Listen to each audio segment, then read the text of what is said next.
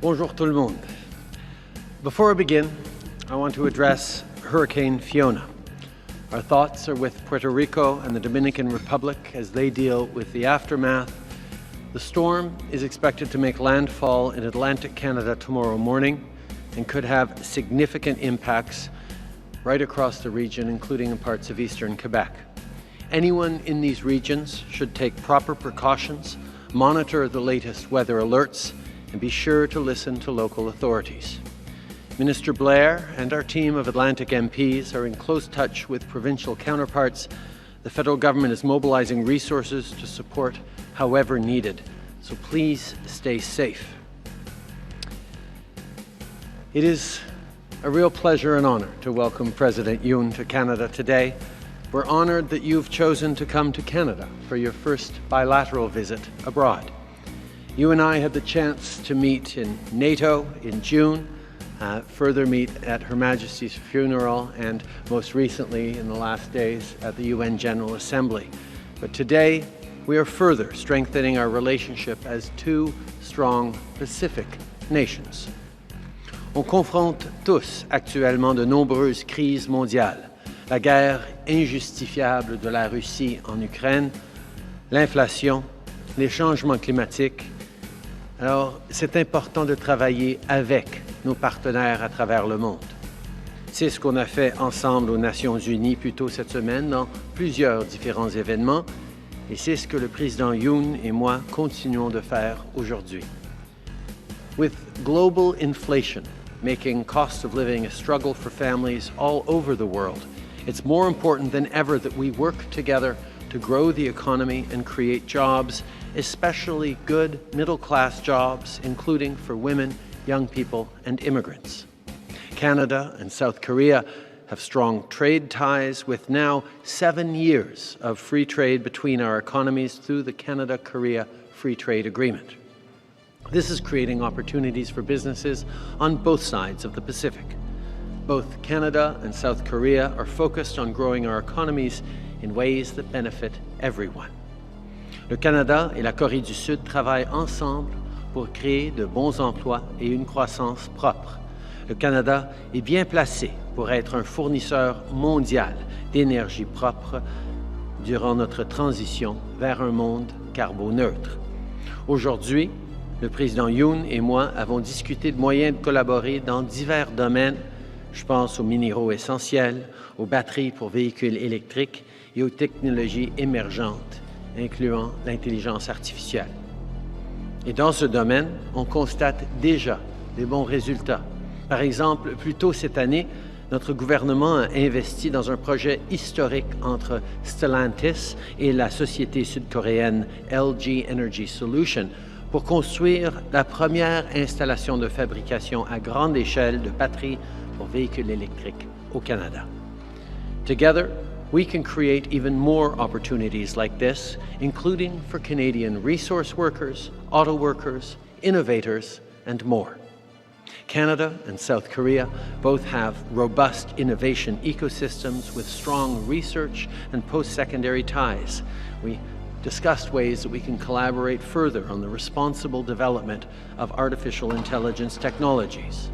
Collaboration in these entrepreneurial, high-tech, and high-growth sectors will boost Canada's competitive advantage and attract good-paying jobs while it benefits people on both sides of the Pacific.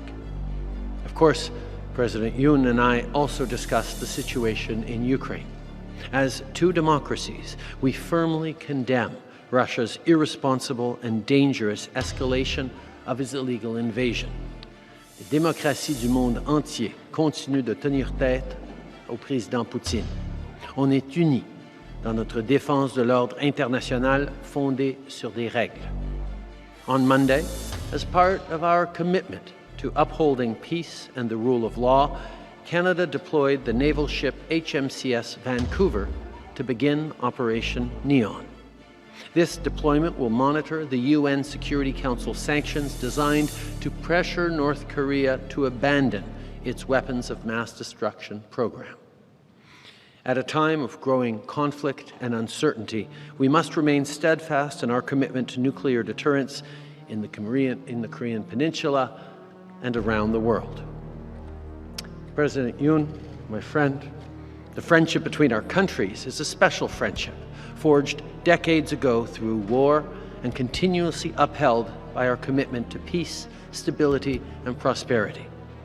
26,000 Canadians served in the Korean War, and we are grateful for the honor you paid these brave service members in the laying of a wreath at the National War Memorial earlier today. Thank you for that.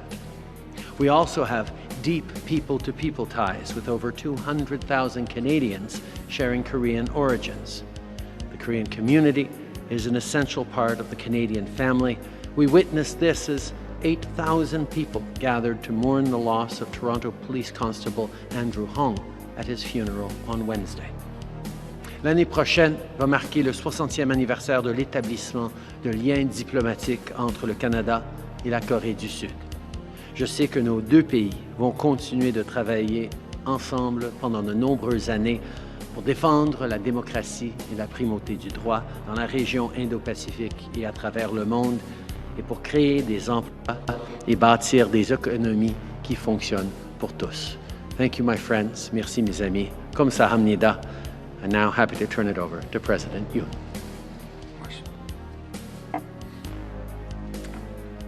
저와 우리 대표단을 따뜻하게 맞아주신 트루도 총리님과 캐나다 국민 여러분께 깊이 감사드립니다.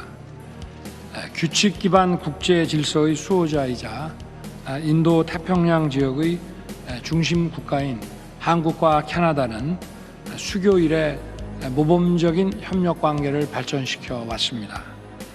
오늘 저는 트루도 총리님과 내년 수교 60주년을 앞두고 양국 관계를 한 차원 더 도약시키기 위해 다양한 협력 방안들을 논의했습니다.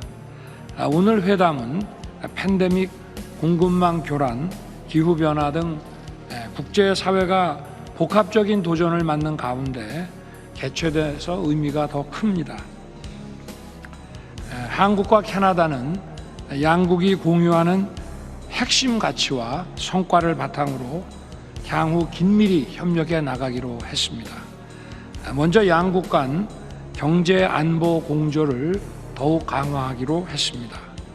세계적인 광물 생산국인 캐나다와 반도체 배터리 주요 생산국인 한국은 글로벌 공급망에서 중요한 역할을 담당하고 있습니다. 팬데믹 이후 안정적인 공급망 확보를 위해 양국 정부와 기업 간 광물 자원 분야의 협력 체계를 굳건하게 구축해 나갈 것입니다. 또한 국제 질서 변화에 따른 충격에 적극적으로 대응해 나갈 수 있도록 외교 산업 당국 간의 고위급 대화 채널을 통해서 긴밀히 소통해 나갈 예정입니다. 둘째, 미래 산업 성장 동력을 함께 창출해 나가기로 했습니다. 인공지능 선진국인 캐나다와 디지털 혁신국인 한국은 글로벌 디지털 전환을 위해 협력해 가기로 약속했습니다. 또한 캐나다와 한국 모두 2050 탄소 중립과 탈탄소 전환을 목표로 선언한 상황에서 청정수소 생산 보급 부분의 각자의 강점을 바탕으로 한 높은 수준의 시너지를 도출해 나가기로 했습니다. 이를 위해 양국 관련 부처 간의 고위급 공동위원회도 한층 더 활성화시켜 나갈 것입니다. 셋째, 수교 60주년을 계기로 해서 인적, 문화적 교류를 더욱 증진해 갈 것입니다. 트루도 총리님과 저는 양국 국민 간 오랜 교류와 유대의 역사가 양국 관계 발전에 든든한 토대가 되었다는 것에 공감했습니다. 이러한 공감대 하에서 내년 수교 60주년을 맞아 풍성한 문화교류 행사 개최를 추진하고 이어서 2024-2025년을 한국 캐나다 상호 문화교류의 해로 지정하기로 했습니다. 마지막으로 영내 평화와 번영을 위한 전략적 협력을 양국 간에 더욱 강화하기로 했습니다. 양국은 날로 고도화되는 북한의 핵미사일 위협에 대한 평가를 공유하고 북한의 비핵화를 위해 긴밀하게 공조해 나가기로 했습니다. 양국이 인도태평양 전략을 수립해 나가는 과정에서 소통을 더욱 확대하기로 했으며 기후변화 등 글로벌 현안 대응에 대해서도 긴밀하게 협력하기로 했습니다.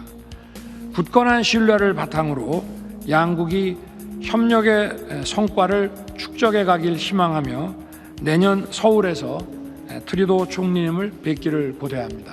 감사합니다. Thank you. We'll now start the question period. We'll be taking 4 questions. First question.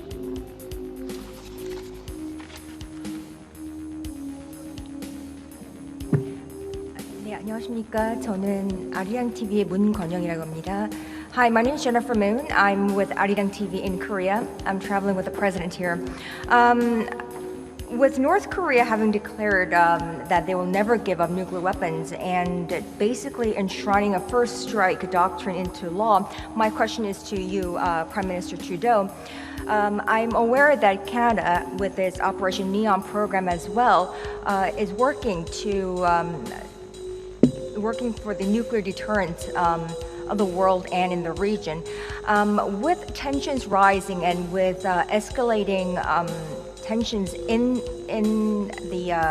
Northeast Asia due to North Korea's ambitions regarding nuclear weapons, what is Canada willing to do to I suppose persuade North Korea to give up their nuclear weapons, or do you even think that that is possible at this point? Thank you for your question. Canada has long been extremely concerned with North Korea's belligerence and threats of violence, including nuclear violence.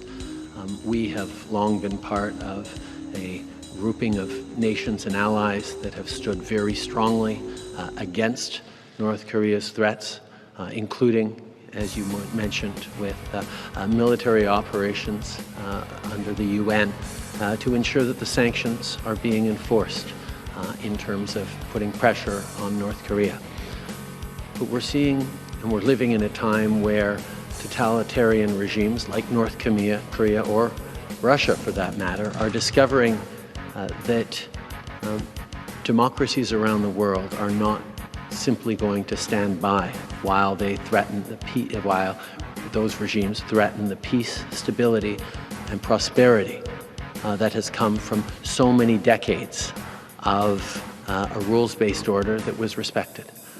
We will continue to stand with our Republic of Korea friends. We will continue to stand with all actors in the region and continue to look for ways that Canada can continue to join in efforts to demonstrate to North Korea that the only path forward for them is through peaceful de-escalation and constructive engagement with neighbors, with the region, and with the world.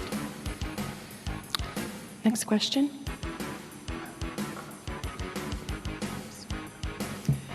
Good afternoon, Tonda McCharles with the Toronto Star. Prime Minister, today you appointed a career diplomat as the new Chinese ambassador, and you've signaled that a new and broader Indo-Pacific strategy is coming, but not a China-specific policy. How do you think this is going to help improve Canada-China relations? And perhaps to the Korean president, has Canada left you out of their strategic thinking in this regard? Thank you, Tonda.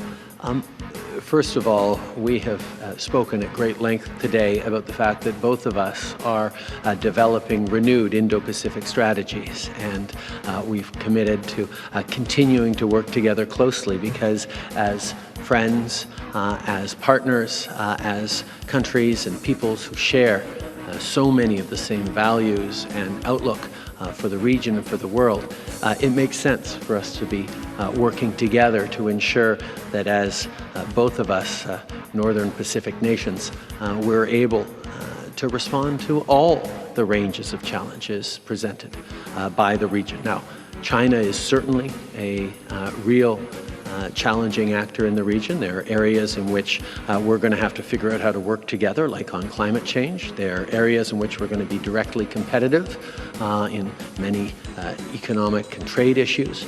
But there are areas in which we're going to need to continue to challenge China on human rights, on respect for the international rules-based order, and doing that with a nuanced approach that is looking out for the interests of Canadians, the interests of citizens across our democracies, is essential.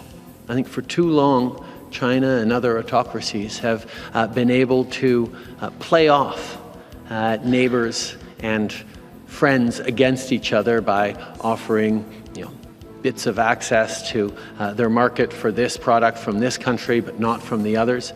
And the time is now where we actually look to coordinate strategically on expecting from all of our trading partners, for example, a high level of environmental responsibility in their goods and their services and their actions, a high level of labor standards and human rights respect. So it doesn't need to be aimed at any particular country.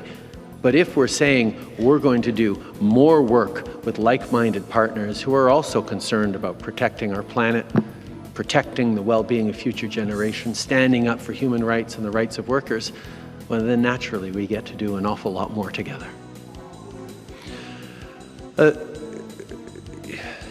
Ça fait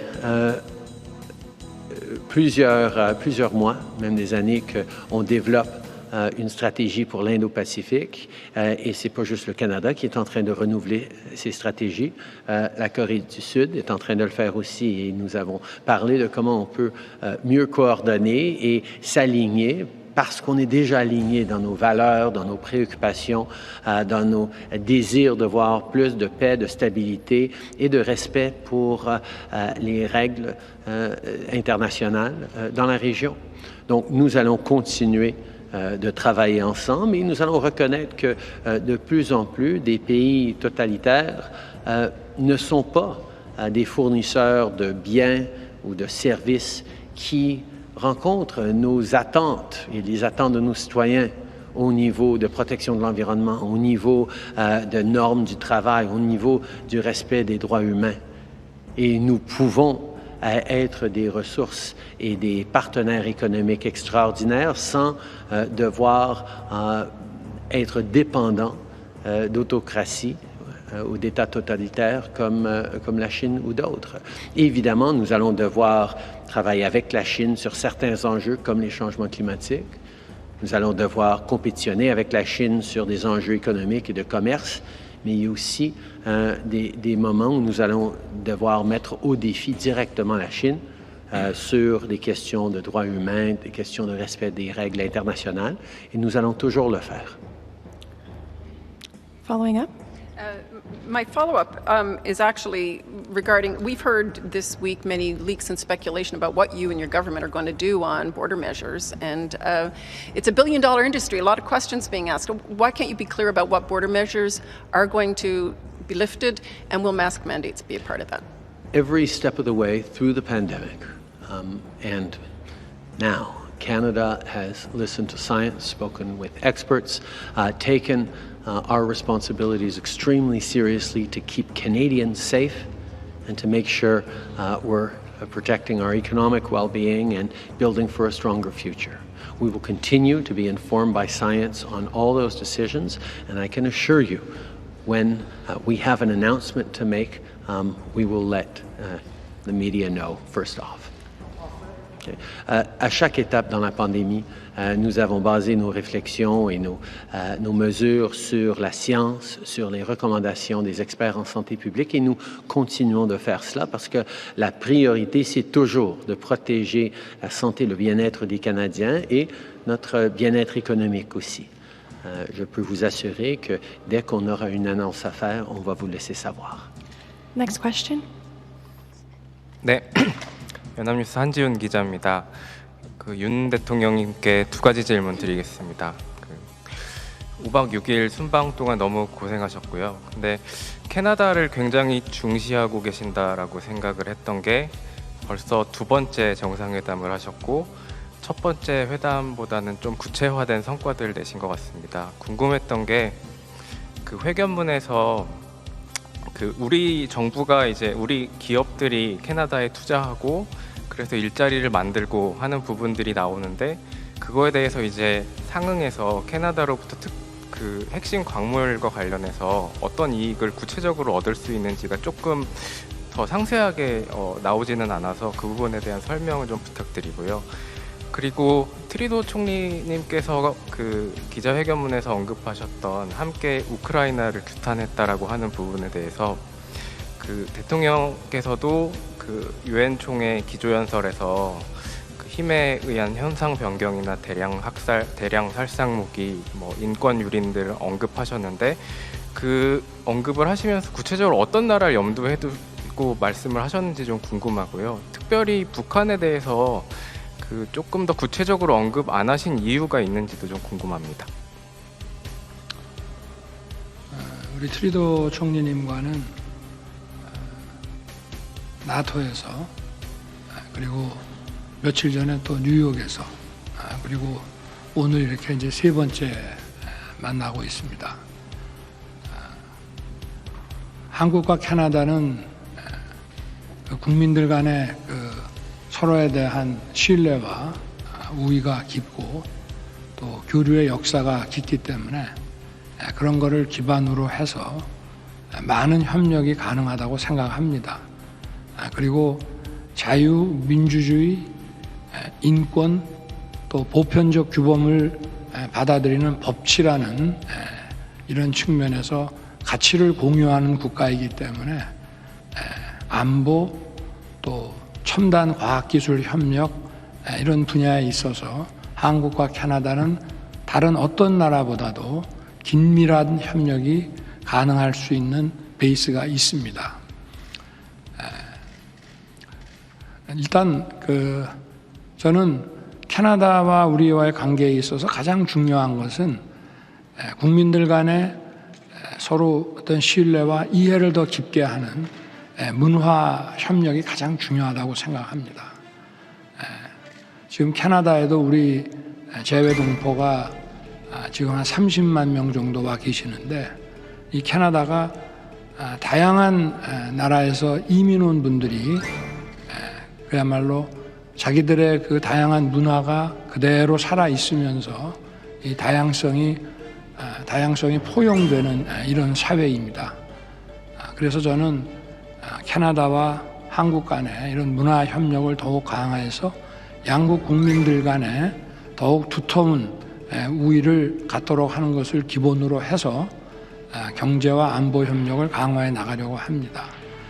경제 분야는 제가 어제 토론토 대학에서 그 AI 관련된 그 사업 협력 투자에 관한 우리 기업들과 글로벌 기업들의 그리고 토론토 대학 측에 그 협약서를 체결하는데 제가 다녀왔습니다마는 우리나라에 내놓으라 하는 최고의 기업들이 전부 캐나다에 투자를 약속하고 계획하고 있습니다. 그만큼 한국은 세계 최대 그 디지털 ICT 국가라고 할 수 있습니다. 디지털 기기에 대한 그 사용도나 그 숙련도가 세계에서 가장 높은 나라이기 때문에 디지털 기술뿐만이 아니라 그 축적된 데이터의 양도 엄청납니다. 우리 정부는 지금 디지털 플랫폼 정부를 추진하고 있습니다.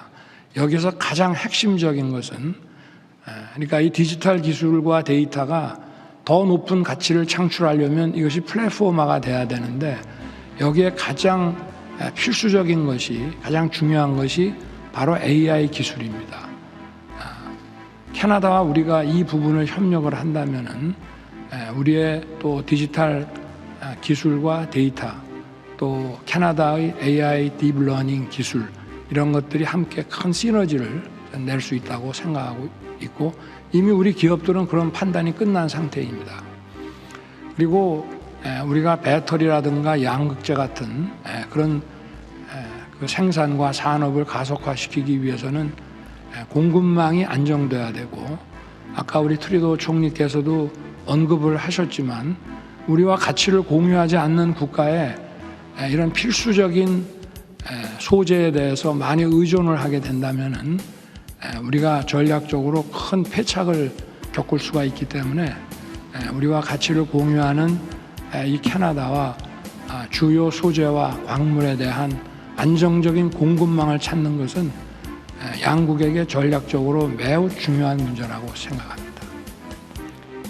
그리고 뭐 유엔 총회 연설과 관련해서는 여러분도 다 아시는 내용이기 때문에 더 이상의 뭐 설명을 안 하셔도 되지 않을까 그렇게 생각이 됩니다. 네. We'll take one last question. Annyeonghaseyo, bonjour. Alors, Monsieur le Premier ministre, d'abord, j'aimerais vous entendre en français sur la tempête Fiona. On sait que la sécurité civile est sur un pied d'alerte là, en Gaspésie comme aux îles de la Madeleine.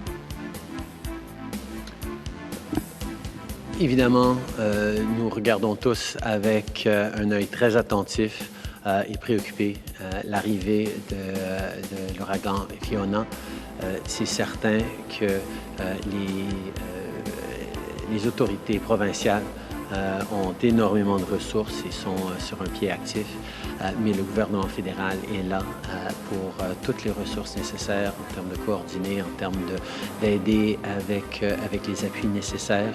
Le ministre Blair, responsable des urgences, est déjà en communication avec toutes les différentes autorités responsables et nous allons être là pour aider les gens, mais entre-temps, on demande à tout le monde de faire attention, d'écouter les consignes de la sécurité publique et des autorités et de se garder en sécurité pendant les prochaines 24 heures.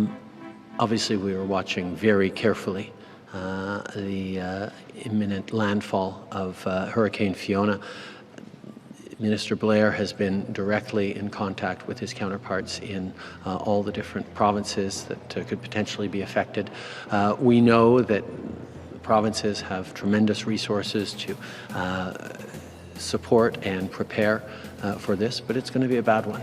And that's why the federal government, as we always are, will be there with supports and resources as necessary. We, of course, hope there won't be much needed, but we feel there probably will be, and we will be there for that. But in the meantime, of course, we encourage everyone to stay safe, to listen to the instructions by local authorities, and hang in there for the next 24 hours. J'aimerais vous entendre aussi, M. Trudeau, sur cette demande du président Zelensky de révoquer le droit de veto à Moscou. À l'ONU, ce n'est pas la première fois que c'est évoqué. Qu'est-ce que le Canada en pense? Est-ce que ça devrait se faire rapidement? Bien, on est dans une situation assez particulière où l'un des pays responsables de la Fondation des Nations Unies, qui siège sur le Conseil de sécurité permanent des Nations Unies, est maintenant en violation flagrante des principes les plus fondamentaux de ces Nations Unies, de la charte, des valeurs, des accords et des règles établis par les Nations Unies. C'est une situation sans précédent. C'est une situation qui va s'aggraver avec ces référendats entièrement illégitimes que la Russie est en train de lancer dans les secteurs occupés de l'Ukraine. Si on y pense, ils sont en train de préparer l'annexation des régions occupées de l'Ukraine pour qu'ils puissent accuser les Ukrainiens d'envahir les territoires russes, quand la réalité, c'est qu'ils sont en train de défendre leur patrie, leur territoire, leur souveraineté. C'est extrêmement inquiétant et absolument inacceptable ce que la Russie est en train de faire. Et d'ailleurs, avec le président Yoon et bien d'autres leaders cette semaine, nous avons beaucoup parlé de comment nous devons être encore plus fermes et encore plus présents à travers le monde pour condamner ce que la Russie est en train de faire, parce que si elle arrive à faire ça à l'Ukraine, mais il y a énormément de petits pays dans le monde qui pourraient s'inquiéter de ce que leurs voisins plus grands pourraient leur faire en situation de conflit. C'est un moment de se tenir solidaire pour la défense des règles et des droits à l'international, et c'est exactement ce que nous allons faire. We're in a rather unprecedented situation where one of the founding members of the United Nations, a member of the UN Security Council, permanent representative, is now in total violation of the UN Charter, of its principles, of its values, of everything that the UN stands for. And that is something that the UN as an institution and all of us who are members of it need to take very seriously and think through how we can make sure that the peace and stability for which the UN was created is able to be maintained with the voices of all countries in the world standing up. The situation we're facing right now with these sham referenda going on in eastern and southern Ukraine right now is extraordinarily worrisome. If you think about it, Russia is now running fake referendums in occupied territories so that they can declare annexation of those territories, and therefore that Ukrainians, while in fact they are fighting for their homeland, defending their own territory, could be accused by Russia of invading Russia as they take back their homes and villages. The repercussions of this and the concern that countries around the world should feel at this flagrant violation of all the principles and rules around international law is something that we spoke about, something that we've spoken about extensively at the UN this week, and that countries around the world are standing up against, because the concern that just about any country has that their neighbors could try a similar something, particularly in vulnerable parts of the world, is very real for all of us. So the world needs to stand together in solidarity with Ukraine and for the principles that underpin all of our democracies. Thank you. This is what concludes the press conference. C'est ce qui met fin à la conférence de presse d'aujourd'hui. Merci. Joe Brand,